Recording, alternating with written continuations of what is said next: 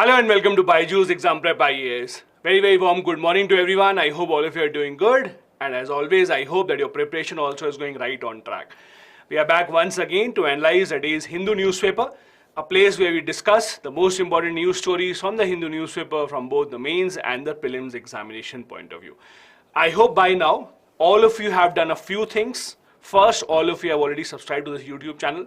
Second, you already have become a part of our Telegram channel as well, where you get all the current affairs updates and quizzes, etc. If you have still not joined our Telegram channel, the link to join that is given in the description of this video. And I also hope that you have been trying to write answers to the practice questions that you get every day right here. You can use the student answer writing portal. Again, the link is given in the description of the video. You can give each other's feedbacks, see the answers written by each other, and then you can learn from those as well. Again, reminding you till the 12th of June, you have this opportunity to grab up to 60% off on a live online classroom courses. All that you have to do, click on the link given in the pinned comment section. These are the topics that we have taken up for you today. We'll first be starting our discussion with what can be done to improve the safety of Indian Railways. Indian Railways is a topic that is on the minds of everyone after the unfortunate incident in Odisha. There have been multiple articles written on this. How can we improve the railway safety to ensure that going forward such kind of a thing does not happen? Second thing that we'll be discussing is something called a production linked incentive scheme. Why it's in the news?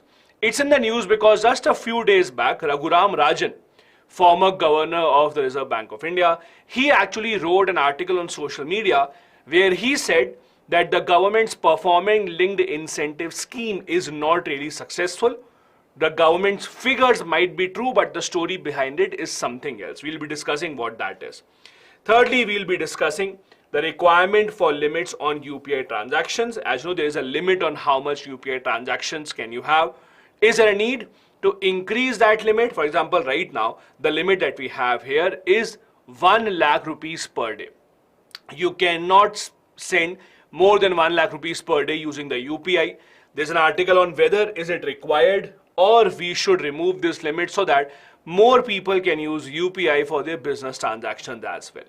Then from the prelims point of view, we'll be discussing a few things. First, something called the National Exit Test.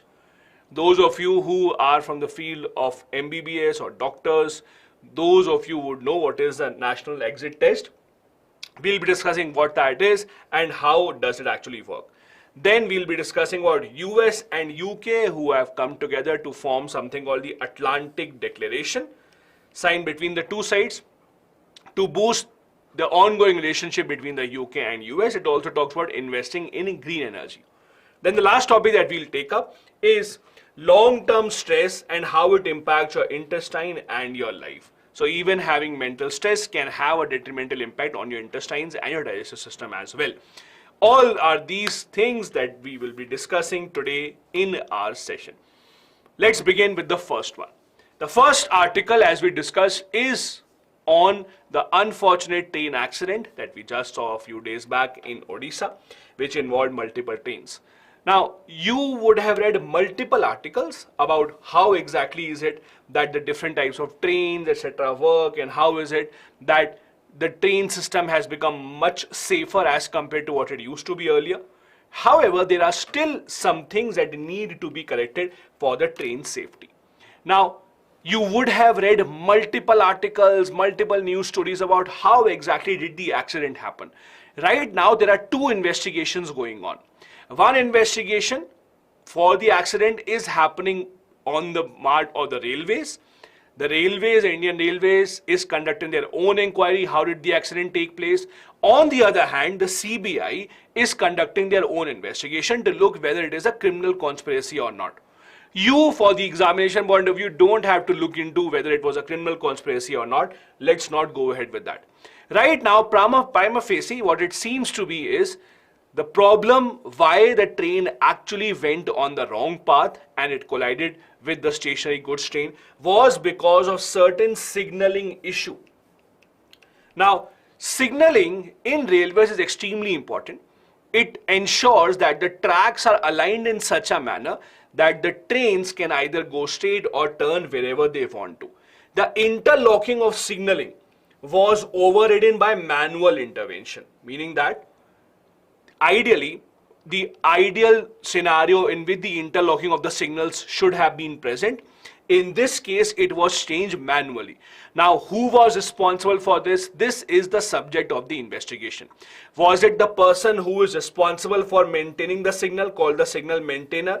Was he responsible? Or there was someone from outside that came in to make sure that this interlocking of the signals was overridden manually and signals were changed at the last moment. This is the center of the investigation. As I said, from the examination point of view, you do not have to focus on what this investigation finds out, if they hold someone guilty or not. That is not going to be asked. From the examination point of view, what you have to look into is what are the safety concerns with respect to the railways? What are the different reforms that are required in the railways? For example, I'll give you a small, I won't say homework, but I'll just give you a small suggestion. Whenever you get the time, please research and read about the reforms of the Bibek-Debroy Committee.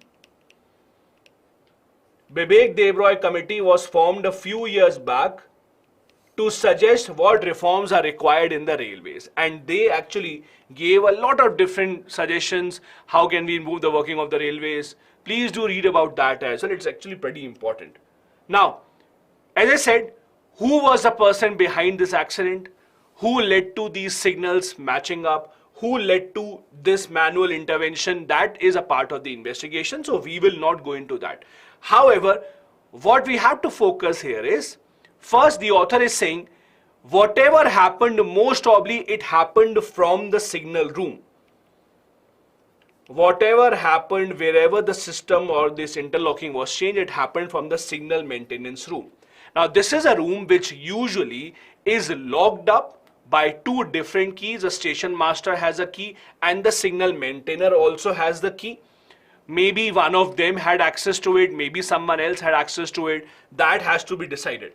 But the other issue is, and the larger issue is, the question of safety. See, the reality is, in the past few years, and it is very unfortunate, very fortunate in fact, and we should be happy, in the past few years, the number of railway accidents, the number of people losing out their lives to railway accidents have declined considerably in India. In the past few years, the number has not been that high. But even then, we cannot say that the number is zero. If you look at the Indian Railways safety record and compare it with the safety record of most developed nations around the world, you will see that our safety record is very, very, very bad. In most of the other kind of systems, railway systems in developed nations, you do not see these frequent accidents.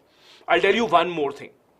See, right now, we have a situation where these railway systems, the railway safety systems, etc., yes, they had to be put in place, but they were not. For example, you all would have read a lot about Kavach.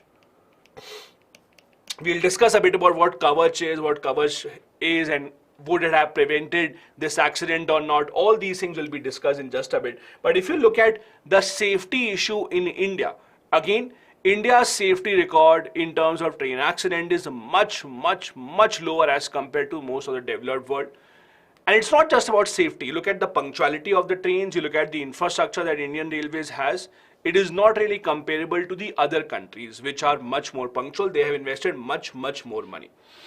Let's look at Kavach for a bit. I'm sure all of you would have read about what Kavach system is. Kavach is an indigenously designed technology mainly for this purpose only. The purpose of Kavach is, if let's say there's a train that is running in this direction and they detect that there's a train that is coming in this direction, or let's say they detect that there's an obstruction, Kavach will automatically apply the brakes, right? That is the entire point of Kavach. It will automatically apply the brakes. However, let's try and understand what Kavach is and how does it work. First of all, Kavach has to be installed not just in the trains. Please remember, Kavach has to be installed in trains and on tracks as well. So if you say that yes, the train had Kavach or did not have Kavach, that doesn't really matter. You have to understand that Kavach would only work if the track as well as the train has the Kavach. First, this track did not have the Kavach, first of all. Second thing that you have to understand, as per many train experts, as per many railway experts, even if this track would have had coverage, it might not have been able to prevent what happened. Why is that so? Let's try and understand. I'm sure all of you would have seen how the accident happened. This was a line where the train was going. This was the loop line. This is where the goods train was standing. It was resting. This Coromandel Express that had to go straight, the signals were jammed up, it turned right, it turned left, and it collided over here. You all would have seen this in the newspaper, in the news media, etc. Now, for coverage to work, as per the experts, coverage should detect the obstruction in about, let's say, 800 meters to 1 kilometer. For coverage to actually work, coverage has to detect that there is an obstruction about 800 meters to 1 kilometer away. In this case, when the Coromandel Express turned here, the difference between Coromandel Express and the goods train was only 200 meter maximum. So the time that coverage would have detected that there is an obstruction, the distance between the two would have been 200 meters and not more than that. For a train moving at a speed of over 100 kilometers per hour to stop within 200 meters is almost impossible. It will not happen. So even if there would have been coverage would not have been able to prevent this kind of a head-on collision, because again, the problem is there was just not enough distance between the two. If, let's say, the train is coming from here and there's a stationary train standing in the same track, then coverage would have worked. Because again, if you're taking a turn and then the distance between this obstruction is only 200 meters, coverage would not have been able to detect. So yes, on one hand, you can say that coverage may not be able to detect this kind of a accident even in the future, but that doesn't mean that coverage technology is not great. The technology of coverage is much, much better than any other technology that we have had so far. What the government needs to do is implement it in a much faster manner. It has not been implemented across the entire country because the railway says they still have a long, long way to go. Now, I also wanted to bring a comparison in front of you so that you actually understand the extent of the railways in India. Let's take a comparison of India and China. I'll just make it easier for you to draw a table here. Let's say India and China. And what we are doing is we are comparing the length of the railway tracks, okay? So 1950.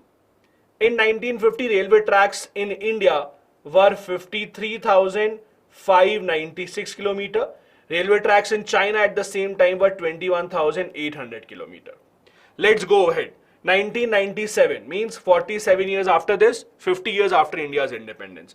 India's total railway track 62,900 kilometers. China 66,000 kilometers. Now comes the current status. At present, India's track 68,100 kilometers and China's track 1,55,000 kilometers. Just look at this comparative study. The tracks in India as compared to the tracks length in China. Now, what does it suggest? It suggests that even today, if India has 68,000 kilometers of track, overwhelming majority of these tracks were actually built when the British were here. 75% of the tracks or 75% of the railway tracks in India were built by the British, and we have not really expanded that. And compare this with China and how they have actually grown. Now, what is the problem with this? Why are we indicating that not having enough tracks can have an issue? See, when you don't have enough railway tracks and when you have a lot of railway traffic, what happens? First, obviously, you would have traveled by train and you would have seen in the middle of nowhere your train will be stopped. Just before you are about to reach your destination, the train will be stopped. Why? Just because you think or you are told that some other train will go past your train, it will overtake and then you will go. Right now, why does that happen? Because you don't have enough tracks. If you would have multiple tracks connecting different places, you would not have to stop any train, as simple as that. But in India, since we do not have those kind of tracks, that remains a problem. Secondly, when you have these old tracks, there is wear and tear. You can't really increase the speed of the railways. I'll give you an example. In India, do you know even today, the average speed of a passenger train in India is 50 kilometers per hour. Even today, the average speed of Indian Railways of the passenger trains is only 50 kilometers per hour, 50.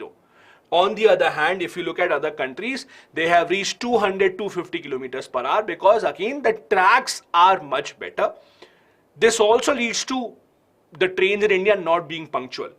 If you travel by trains regularly, you would know if a train comes on time, you will be surprised. Train not coming on time is not a surprise, but train coming on time is a surprise. And you would have seen this, and this is actually true.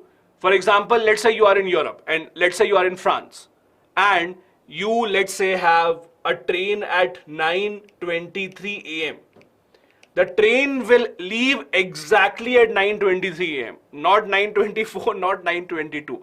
If it is 9:23, it will leave at 9:23. In India, if we say that the train is on time train means at least 15 minutes late. That is our correct version of on time. Definition of on time means, okay, 15-20 minutes late, that is on time. We are not even surprised when the trains are a couple of hours late, 3-4 hours late, because again, the problem is with the tracks, with the infrastructure. The upgradation of network has not happened. Similarly, the government of India a few years back created a specific fund for investing in Indian railway safety. The CAG report has found out that even the fund that has been created specially to enhance the safety of Indian railways, Government of India has not used most of the money for that as well. And this is why we have a situation where, again, no one hopes or wants to see these kind of accidents. But the problem is only when these accidents come or only when these accidents take place, do you pay attention to what was going wrong? Because if the outcome is right, you don't really pay attention. I'll tell you one more thing. When such kind of an accident happens, some people's lives are lost, which is extremely unfortunate. It becomes a big news. But do you know, every single day, some goods train in India here and there is derailed. Do you know that it's so common? Derailing of goods train is a very common practice in India. The unfortunate part is it only brings to the news, it only comes in the news when we have loss of life. But even derailing of goods train or derailing of any train is not an ideal scenario. So there has to be something wrong that is happening, but we just don't pay attention to it. This is why when something like this happens, it is an opportunity for a country to learn the lesson and then make amends. The Kavach system, as I said, has been indigenously designed. It would not have worked in this scenario because the distance was too small. It has been developed by Automatic Train Protection System and designed by them and developed by Research Design and Standards Organization. It is completely indigenous. The Government of India is trying to get this in all the tracks across the country. I'll tell you one more thing. When this Kavach was tested on a train, the railway minister was inside the train. So it was just a few months back. The railway minister was traveling in the train. On that train, this Kavach system was tested. It was running from one end and the other train was coming from the other side, and it stopped because of the Kavach system. So it has been tested. It's not that the system is not good, but again, every system works in certain scenarios and does not work in certain scenarios. This was our first article for the day. Let me take up a few comments quickly before I go ahead. I have a question. Nalajal has a question. Railway passenger, there is no having any traveling insurance. I think the question got hidden. I'll just scroll up. Yeah, railway passenger, there is no having any traveling insurance covered in train ticket price. No. If you book the train ticket, you just have to pay 30-40 paisa and you can get railway insurance. You get the option there. It's less than 50 paisa. Manik is saying, why the trains in India, I will scroll up.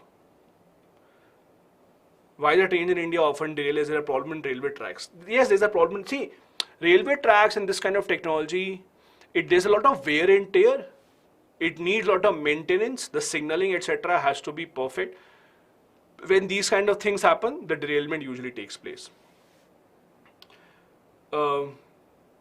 Then, let me see. Ashu Singh, do you think it is important for government to take a bipartisan approach to railway safety? Ashu, it is important for the government to take a bipartisan approach in everything. But bipartisan approach doesn't depend on the government only. You can blame the opposition also, saying that why is it that they are not taking the bipartisan approach. So it's not the government who will take the bipartisan approach. Bipartisan means both the sides have to agree on something. Then I have a question. Kavach is a type of sensor on ice. Kavach is based on RFID technology, radio frequency identification technology. Arasu, interlocking and Kavach are two very different things. You can't even compare them. Kavach is a system that prevents accidents. Interlocking means how do tracks turn, which railway track will join which other railway track. That is how it works. Then Dia has a question. Will the quality of railway tracks be poor since most of it was built before the British? See, it's not that anything built by the British has to be removed now. Railway tracks in many countries are extremely old, but you have to keep on adding to it, and you have to keep on repairing it, see if there's any wear and tear, having newer technology. This is what there has to be a focus on. It's not to say that every other country has a railway track which is very new. Every country has very old railway tracks, just like India does. But you have to maintain it, you have to expand it. See, the more railway tracks you build, the lesser will be the pressure on every track. If there's only one single track, let's say between Mumbai and Delhi. So between Mumbai and Delhi, every train will go on the same track. If we have multiple tracks, obviously the pressure will be lower, situation will be much easier. Okay, let's go ahead then. The second article that we want to discuss today is about something called the Production Linked Incentive Scheme. Why is it in the news? It is in the news because very recently, just a few days back, former RBI Governor Raghuram Rajan wrote an article on LinkedIn where he said that this scheme has not really given the kind of impact that the government of India would have wanted. Now let's try and understand what exactly is this, how does it work, etc. So, Production Linked Incentive Scheme, what this is. As simple the name is, as simple is the idea. The government of India has promised companies, if you produce up to a certain limit, let's say the government of India, that's a random example. Let's say government of India signs an agreement with Apple, okay? And the government of India says that in case Apple can produce 1 crore iPhones in India in a year, in that case, the government of India will take lower taxes from Apple.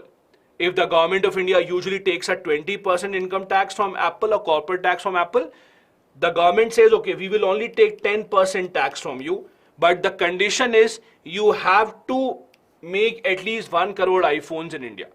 This is an example of how performance linked incentive scheme works. That if you meet your target, what the government has given to you, if you meet that target, the government will give you certain incentive. That incentive can be in various forms. That incentive can be in the form of tax cut, as you see here. That incentive can also be in the form of cash rewards, subsidies, etc. All of these things are a part of how the production linked incentive scheme works. Now, what is the current status? Let's try and understand that. Basically, what happened was, the story goes like this. A few years back, the government of India realized that India is importing a lot of mobile phones. Okay? The government of India realized because we are importing a lot of mobile phones, we are not being able to give a boost to manufacturing in our own country. So government of India imposed high taxes on importing mobile phones, and at the same time the government of India started production linked incentive scheme, asking the mobile phone companies to come and manufacture mobiles in India and we will give them incentives. This has led to India manufacturing many more mobiles as compared to what we have done earlier. Because you have high tax on import of mobile, but on the other hand, you're also giving incentive for producing in India. Now let's come back to this article first. Raghuram Rajan, the former RBI governor, has questioned the scheme. He has said that it has not boosted India's manufacturing and export. He says that this is actually a wrong perception. I'll tell you why is he saying this. Also, as per the authors here, government when they introduce these kind of schemes, it is important for the government to properly target which sector, which industry do you have to incentivize. Which sector do you want to have production in India? Like Government of India has prioritized mobiles. Secondly, Government of India is prioritizing green energy. For example, solar. Government of India wants the solar panels to be made in India and not to be imported from China.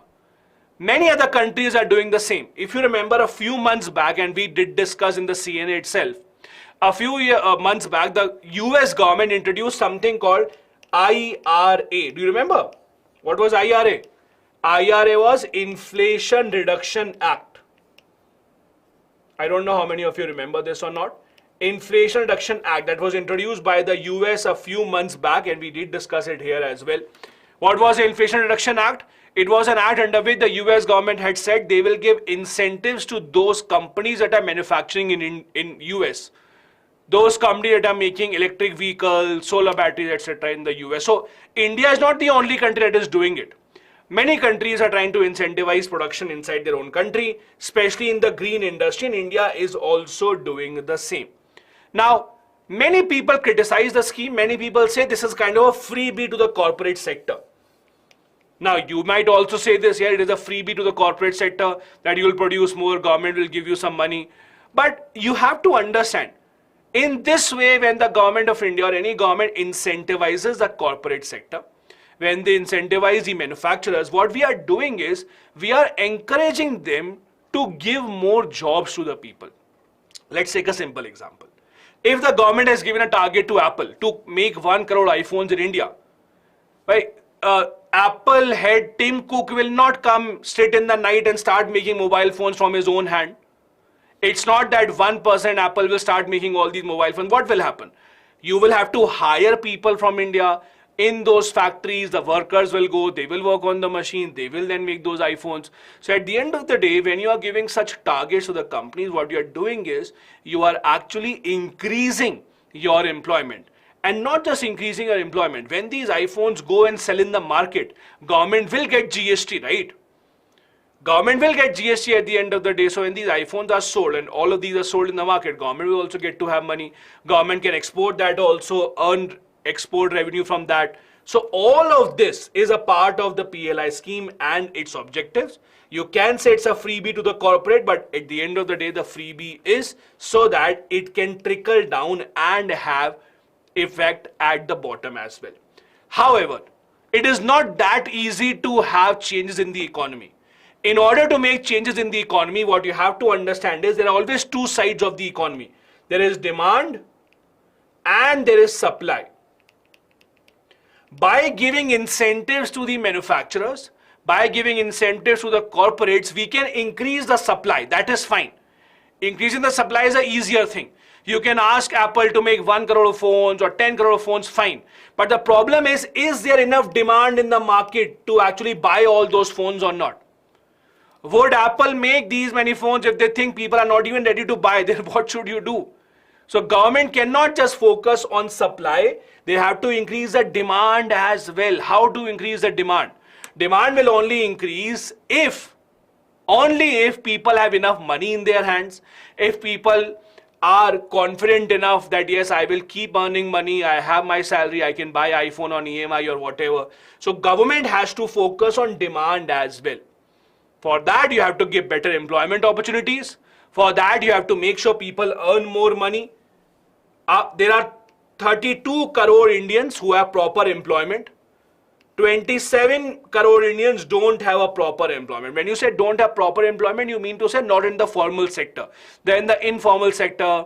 They are not sure whether they will get a salary or not. They are not sure whether there is a fixed income or not.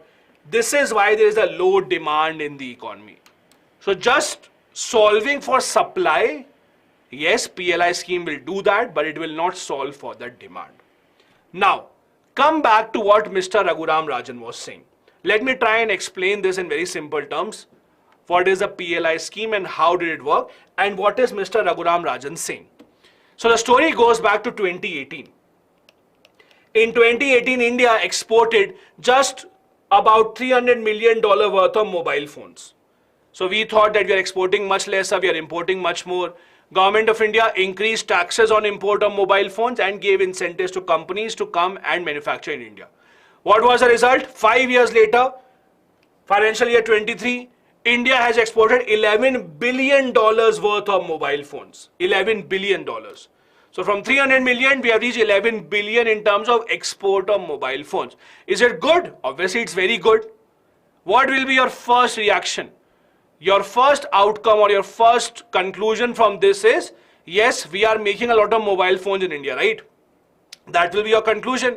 But this is what Raghuram Rajan is saying, that this is not what is happening. What is he saying? He is saying that now India is not manufacturing. He is saying India is only assembling mobile phones. Means he is saying that rather than making mobile phones in India, what the companies are doing, they are importing all the different parts of mobile phones already made in China. They are importing the screen, they are importing the motherboard, they are importing the RAM, they are importing the body, they are importing nut and screws, and they are just assembling them in India so that they don't have to pay high import taxes. So as per Raghuram Rajan, if you really see what is happening, this is not made in India, this is assembling in India. This is what he says.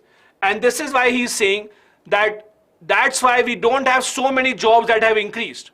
If the production in India was so high, jobs would also have increased as compared to that. That is not happening. In fact, on the other hand, India is importing many more semiconductors as compared to what we used to do earlier. India is importing many semiconductors. In 2018, we increased taxes on the whole mobile phone unit. That is the key. Taxes were increased when whole complete mobile phone was imported. So the companies were smart. They said, okay, we will not import the whole mobile phones. We'll just import small components and then we'll assemble here.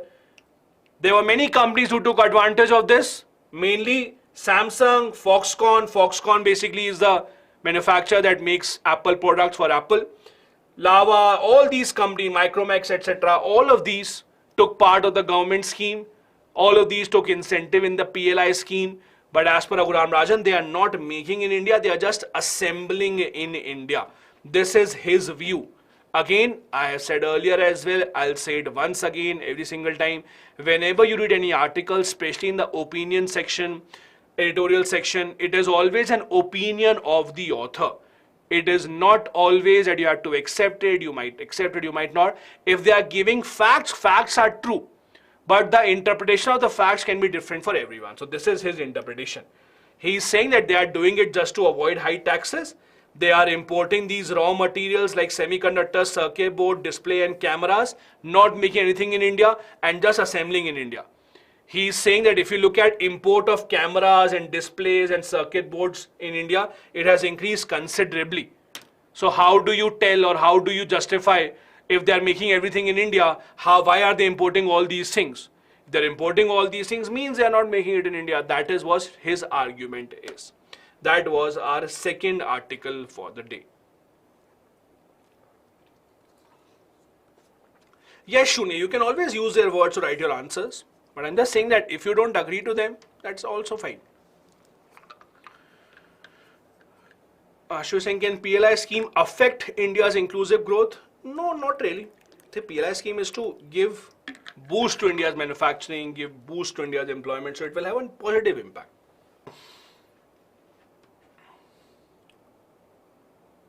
Gaurav, yes. Better the technology, better it is. Obviously, see, it's not that Government of India doesn't want to use better technology, better speed coaches, etc. They all know this. They all want this. But at the end of the day, how much do you invest? At what speed do you do this? That is the problem. No one in country, if you tell anyone, we should use better technology for railways, would anyone say no? Do you think anyone will say, no, Gaurav, better technology is bad. We should use bad technology. So I don't think anyone will say that better technology is not good. Better technology is always good. It's always better. But do you afford it? At what speed can you get it? For example, Kavach is a better technology. It's not to say that Kavach is not a better technology, but how do you implement it? No technology can be 100% foolproof. So all these things have to be taken into consideration. Yes, Sabha, same with all the gadgets. Then Twisha is saying if trains run late in India due to tracks of railways, government should look forward about it, give a worthy time to passengers.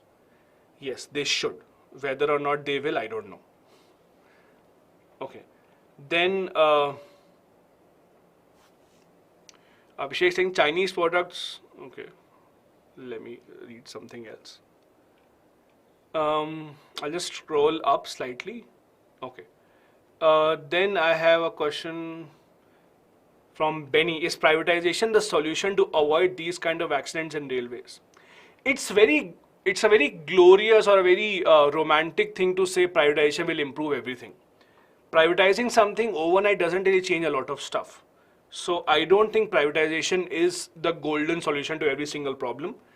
Doesn't really mean, see, if there is a train that was supposed to go on this path but went on this path and that caused the accident, I'm not sure how privatization would have stopped that, unless you're expecting the private owner to come in running like a superhero and stop the train. So I'm not sure how that would happen. So I don't think privatization would have an impact on these kind of railway accidents. Then I have a question, quickly, one or two more before we go ahead. So Jeet, your homework is to read about Vivek Dev Roy committee. Dharni is saying how train delays can be overcome by building more tracks. The more tracks you build, the better chance it will be of trains not getting delayed, because the trains get delayed because we don't have enough tracks. You have to stop one train so that the other can go and take over. Obviously, it will have an impact. Okay, let's go ahead. The next article that we have here is based on the UPI transactions. I'm very sure all of you here would have used the UPI once or twice or more number of times. You go and eat something, now to every single shop, there is a UPI scanner that you can just use and you can pay to them. UPI's popularity has increased considerably. However, there are still certain limitations. First big limitation is how much money can you transfer through UPI in a 24-hour cycle. In a 24-hour cycle, we have 1 lakh transaction limit. Now this transaction limit has been given by the NPCI, National Payment Corporation of India. In fact, what many banks have done, they have given a limit even below this. So NPCI has given the maximum limit of 1 lakh rupees in a day for UPI transactions, total UPI transactions. On the other hand, many banks have even lowered that limit, saying that no, we cannot even give this much limit. The point here is, as per the author, the number of UPI transactions are increasing. The volume of UPI transactions, the money involved in UPI transaction, all of this is increasing. If you really want the UPI to be adopted at a much wider scale in the business community as well, you would have to ensure that it is actually increasing the limit and not just putting a limit somewhere here. Now, at present, the users can make maximum of 20 transactions in a day and up to 1 lakh rupees in a day. 1 lakh rupees can be in all 20 combined or one single. It is entirely up to you, but in 24 hours, you can only make transactions up to 1 lakh normally. Then there are certain other exceptions. For example, if you are paying for, let's say, capital market collections, insurance, etc., then the limit is 2 lakh rupees. Also, if you are applying for IPO, etc., the limit is 5 lakh rupees for each transaction. But again, these are the maximum limit that has been set by the NPCI, National Payment Corporation of India. On the other hand, if you actually see, many banks have set a limit that is lower than this. Bank of Baroda, for example, has set a limit at 25,000. PNB, Punjab National Bank, has only set a limit of 50,000. Now, if you are talking about certain merchants, people who are transitioning their business, people who are going ahead and making sure that UPI is the fastest mode of paying someone, for them, the 1 lakh limit does not really justify, because for them, they would have to go much beyond that. For example, many times if you're paying a credit card bill, let's say your credit card bill in itself is more than 1 lakh rupees. For even paying a credit card bill or doing some other transactions, you might have a hard time. And this is where the government of India, the NPCI specifically, has to pay attention. Now, in May this year, the number of transactions using UPI were 941 crore. Just imagine, 941 crore transactions using UPI. That is a number of transactions. A lot of them were small transactions. The total amount of transactions was 14.89 lakh crore. So the amount is different. Most of the transactions of UPI, you also know, tomorrow or today itself in the evening, you go out, you have some pani puri, you have some momos, you have some whatever you want. You will scan that and you will pay 20 rupees, 50 rupees, 100 rupees using UPI. So the number of transactions are very high.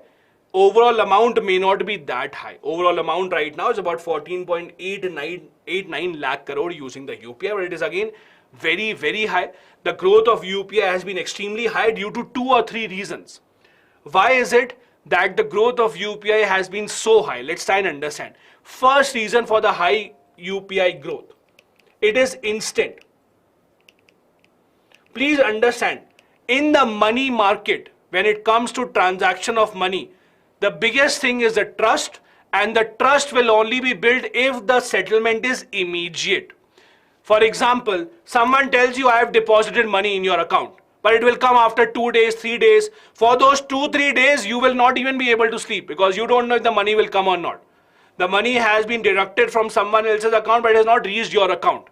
In that period of time, you will never be able to just trust the person fully, whether the person actually gave you the money or not. With UPI, it is instant. When it is instant, there is a lot of trust that builds up. Because in the money market, trust is the most important thing. Second thing, it is free, at least for now. When you pay by credit card, when you pay by debit card, the merchant to whom you are paying, they have to pay a fee. That is why many merchants, many shops don't accept cards. Why? Because they have to pay a fee. That is called MDR, merchant discount rate. For example, let's say on credit cards, there is a 1.5% MDR fee. So for example, if you are paying, let's say 1,000 rupees to the merchant, merchant will have to pay 15 rupees out of this to the bank because of credit card. For UPI, it is free. At least for now, it is free. It will come in the future. It might have certain charges that will be involved, but at least for now, for day-to-day normal transaction, it is still free. Also, you don't have to give any bank details.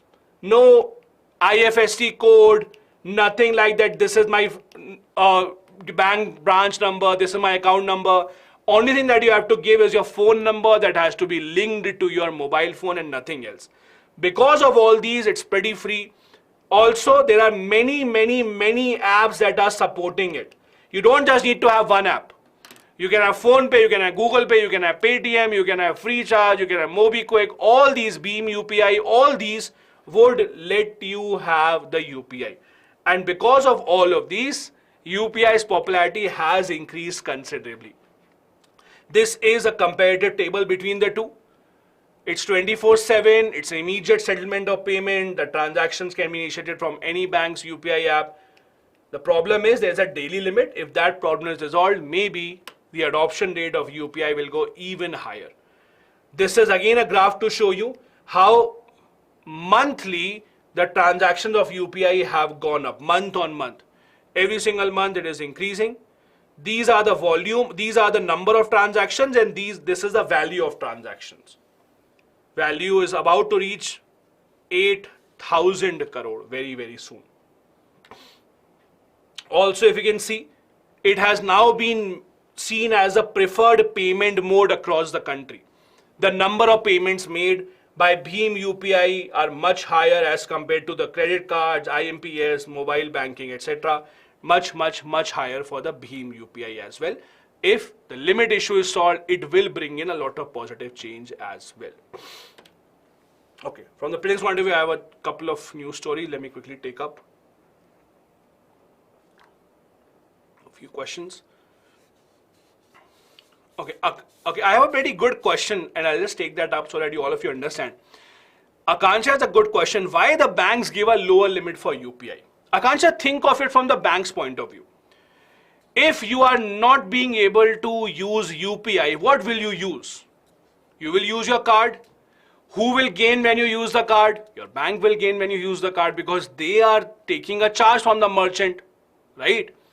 When you use a credit card, they are taking a charge from the merchant, right? So if the bank is giving a lower limit to you of the UPI, they are doing it in their interest so that you don't have to pay a lot more money through UPI and you use your card, and that is how they at the end of the day get discount or get the commission. That is how it works. Kiran, there is no limit of MDR. MDR is a charge that is decided by the banks. When the merchant chooses credit card, that money goes to, or that part of the money goes to the banks.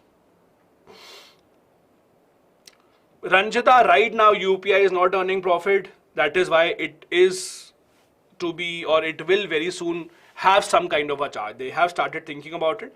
There will be some kind of a charge. Right now they don't make a profit. It is run by a government entity called NPCI.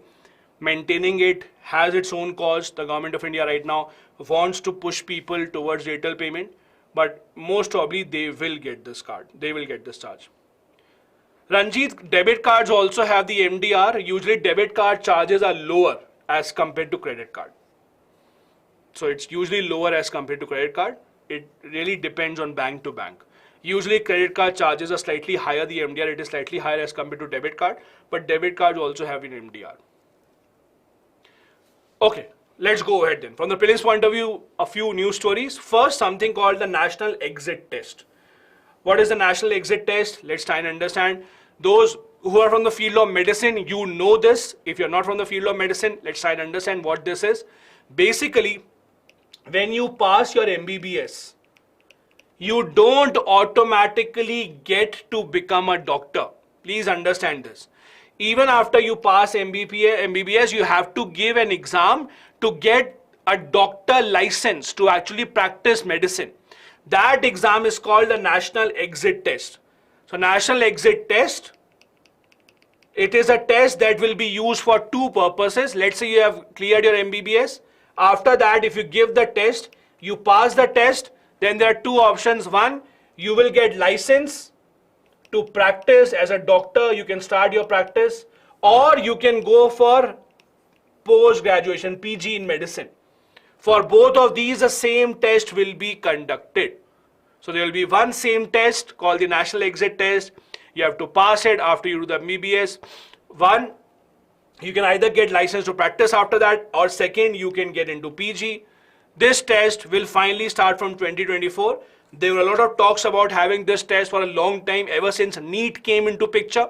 Government of India said, with the NEET test, we'll also have this test so that we'll have one single standard of all the doctors in India. Not just this, it is also for those who are coming from outside. Listen to this. You know, many people in India actually go and get MBBS degree from outside India. When the Ukraine-Russia war started, we saw how a lot of MBBS students from India are in Ukraine. So when they come back from Ukraine to India, at that point of time, how are we assured that whatever they studied in Ukraine is at our standard? When you go to a doctor, you are assuming the doctor is qualified, right? But if his degree is from Ukraine, Government of India doesn't know what he or she studied in Ukraine. So what do we do? So when they come back, they have to give a test to prove that they are at a standard, at a certain standard level. This is where the test comes in handy, called the National Exit Test. So that you know the doctors can be trusted. You give this test, you pass, you can either practice or you can do PG, whatever you want. This test will be held starting from 2024. It was an idea in talks for a long time, ever since NEET had started. But for some time for some reason or the other, the test was just being delayed. Now it will happen. On the other hand, AIMS will conduct the exam for its different kind of courses. AIMS usually remains separate. AIMS has a different standard amongst the medical colleges as well. So they usually remain separate, having their own examination for most of the other purposes. This is what the next test is. The medical licensing program that has been designed for all the students coming in. Akansha, yes, for foreign students also, that test has gone now. It will all be the next test from the next year onwards. This was made into a law by the National Medical Commission Amendment Bill, which proposes an autonomous board called the Board of Examination Medical Science, which will be responsible for conducting this test called the next test. Now, how many times can you give this? What if you fail once? Can you give it again or not? Yes, you can. It's not that you have to give it only once. The number of attempts are basically unlimited within 10 years of joining MBBS. That is the only condition. The day that you joined MBBS, from that day, within 10 years, you can give as many attempts as you want, but it has to be within 10 years of when you have joined MBBS, not after that. Also, as I said, foreign medical graduates will also get licensed to become practice doctors in India by clearing the next test, because the government of India wants everyone to be at the same level going forward. The next important article that we have here is a new deal or an agreement between US and UK called the Atlantic Declaration. US and UK for a long time has been very, very close allies in the two world wars as well. After that, in a lot of different deals like the AUKUS, etc., US and UK have been working together. Now what they have done, they have signed another agreement called the Atlantic Declaration. Basically, the gist of the matter is, under this, they will be investing a lot of money in green energy solutions.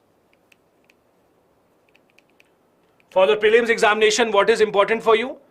The question may be, which are the countries involved in Atlantic Declaration? So remember, what exactly are the countries, or which are the countries that have signed the Atlantic Declaration? It is mainly on renewable energy and also a bit on defense, but most focus has been on renewable energy, on the investment of how the two countries will invest so that the competition from China is reduced. Rishi Sunak has gone to US for this agreement. There has been a lot of focus on UK as well ever since Brexit has happened. Even right now, there is no proper deal. How would UK be different from EU? The Brexit negotiations are still going on, and this is why it's important that US and UK come together and ensure that they help each other in this new green funding. As I discussed a few minutes back, the US already has introduced a law called the IRA, Inflation Reduction Act, in which they have decided to spend a lot of money on green energy, etc. UK also, on the other hand, is investing a lot of money in electric vehicle batteries as well. IRA is a kind of a performance-linked incentive scheme only, where the US will give about $37.50 for each electric vehicle manufactured in the US only, so that all the companies which are manufacturing vehicles in other nations such as Japan, Germany, France come back and they start manufacturing in the US only. This Atlantic Declaration says US and UK will work together for a new critical minerals agreement as well. Critical minerals are those that are required usually in making of semiconductors, chips, smart vehicles, etc. This is where the two countries have decided to come together. Japan also has a kind of a similar deal with the US, where they have said that they will also collaborate with the US so that their companies don't start shifting to the US just for the investment purposes. Before I go on to the last topic for the day, if there are any comments, I'll quickly take those up, 2 or 3, and then we'll go ahead. Ashu is saying, is there any possibility new US-UK alliance poses a significant challenge to China's ambition as a global superpower? It depends what that kind of coalition is. China is also not alone. They also have coalitions with Russia, with Iran, with Saudi Arabia now. It's not as easy as we see on paper, that 1 against 2. That's not how it usually works in real life. If there is one alliance on one hand, there will be an alliance on the other hand as well. So that is how it usually works. Deep, I will not read your comment, but I have taken that as an advice to change this t-shirt. Okay. Gunjan is saying Brexit. Gunjan, Brexit means Britain coming out of EU basically. That was Brexit. So exit of Britain from EU. Okay, let's go ahead then. The last article that we want to discuss is about how stress impacts your life. See, you are at that stage of life and you have chosen that way in life that many times you will be stressed, and I'm sure you are. Especially after the prelims paper went ahead and you saw how the prelims paper was actually this time around. A lot of people had much stress. We did discuss it in the CNA as well, how the prelims paper was, the options, etc. Now, I'm not going to suggest you how to overcome stress, because that is something that a medical practitioner should do. Only a medical practitioner that has passed the national exit test, only after that you should advise that, or you should take advice from that practitioner. But what I'm here to do is tell you how stress can have much more impact that you can actually imagine. Basically, the article says stress is not just mental, it can even have an impact on your digestive system as well. Your digestive system, your intestines, all of that have a very negative impact of stress. How? Basically, when you have a lot of stress, your gland actually makes something called glucocorticoids. Again, if you're from medical field and I'm not pronouncing it right, I'm very sorry. Let me try it again. So this is a substance produced in your body. It's a stress hormone called glucocorticoids. What it does is it actually results in the loss of appetite, and it may even have increased frequency of stools. You may call it diarrhea also. Have you seen it many times when you are in stress, something that you're awaiting, maybe let's say you are awaiting results, maybe you're awaiting the answer to your proposal or whatever you did, you will see a lot of stress, and as a result of which, what you will do is, you might have loose motions, you might have to go to washroom time and time again. All that is related to stress and not related to what you ate. It's all related to what you're thinking. It's all mental. Whatever you're thinking goes on within the entire body and not just your mind. Now, there are usually two types of stress. One is short term. Short term, as I said, waiting just for the result. What happens in the next 15 minutes? Your mom called you home, come back right now, and you are thinking, what have I done right now? That's a short-term stress. In the short-term stress, you don't have a lot of impact on the body. It's more to do with that particular time period. But on the other hand, if you have a long-term chronic stress, you have a bad job, you have a bad relationship, you are in a bad toxic environment, that can have a very bad impact, and that can even lead to IBD. IBD is inflammatory bowel disease. That can have a lot of impact on your body. In the long term, you will not be comfortable and you would have serious physical troubles as well. So basically, the answer to all your problems, or at least most of the problems, lie in not taking a lot of stress. The problem here is, don't take stress is the easiest thing anyone can say. I can say this to you, don't take stress, but not taking stress is not really an option, right? Stress is not something that you bring upon yourself. No one wants to take stress. It's natural, it happens. What you can do is try and see if you can control your breathing, try and see if you can meditate in some way or the other, train your mind to ensure everything will end in a good way. It has been proven medically also that yoga does help you quite a lot. Yoga, aerobic exercises also help you by releasing some hormones in your body that can actually control a lot of very, very bad things in your body. So make sure that if you can't control your stress, at least do something that may have a positive impact on that. Also, a bit of detail about the inflammatory bowel disease. This is a disease that usually causes problems in your intestine, in your digestive tract. It also is caused by ulcerative colitis and also called the Crohn's disease. This ulcerative colitis has inflammation of the large intestine, and this creates a problem when you have to digest anything in your body.